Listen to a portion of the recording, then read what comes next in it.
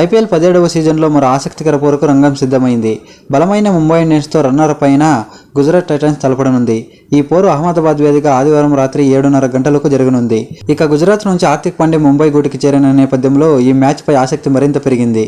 ఇక ఈ రెండు జట్ల మధ్య ఓవరాల్గా ఐపీఎల్లో హెడ్ టు హెడ్ స్టార్ట్ చూసుకున్నట్లయితే ఇప్పటి వరకు 4 మ్యాచ్లు జరగగా అందులో గుజరాత్ టైటన్స్ 2 మ్యాచ్లు గెలిచింది అండ్ ముంబై ఇండియన్స్ 2 మ్యాచ్లు గెలిచింది.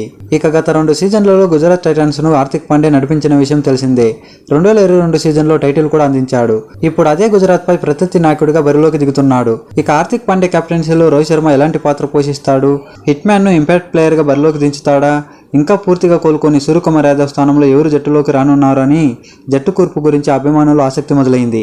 అయితే భారీ ఒత్తిడిలో జట్టు పగ్గాలందుకున్న హార్దిక్ పాండ్యా జట్టు ఎంపికపై జాగ్రత్తగా వివరించనున్నాడు. ఇక ఓపెనర్లుగా రోహిత్ శర్మ అండ్ ఇషాన్ కిషన్ బరిలోకి దిగనున్నారు.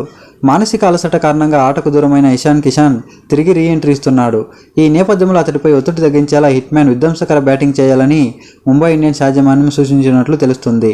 వన్డౌన్లో తెలుగు కుర్రాడు తిలక్ వర్మ రానున్నాడు. అయితే 4వ స్థానంలో వచ్చే సూర్యకుమార్ యాదవ్ ఇంకా ఫిట్నెస్ క్లియరెన్స్ పొందలేదు.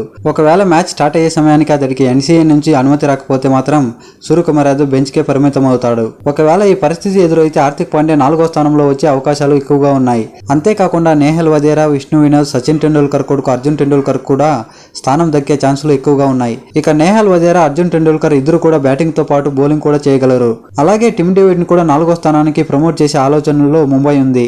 అయితే ఓవర్సీస్ ప్లేయర్ల కోటాలో Tim David, Mohammad Nabi and గేరెల్ కోయేజ్, లూక్ వుడ్ లేదా క్వేనా మఫంకాను జట్టులోకి తీసుకోనున్నారు.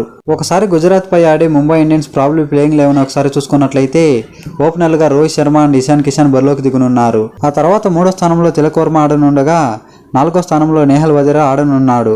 ఇక 5వ స్థానంలో ఆల్రౌండర్గా హార్దిక్ పాండ్యా ఆడనుండగా 6వ స్థానంలో టిమ్ డేవిడ్ బరిలోకి దిగనున్నాడు. ఇక స్పిన్నర్లుగా మహమ్మద్ నబీ అండ్ పి చౌలా ఆడనుండగా పేసర్లుగా జస్ప్రీత్ బుమ్రా, గెరాల్డ్ కోయేజ్, ఇంకో పేసర్గా లూక్ వుడ్ లేదా క్వేనా మాపంకల్లో ఒకరు బరిలోకి దిగనున్నారు. ఇక ఇంపాక్ట్ ప్లేయర్గా విష్ణు వినోద్ ను ఆడించే అవకాశం ఉంది.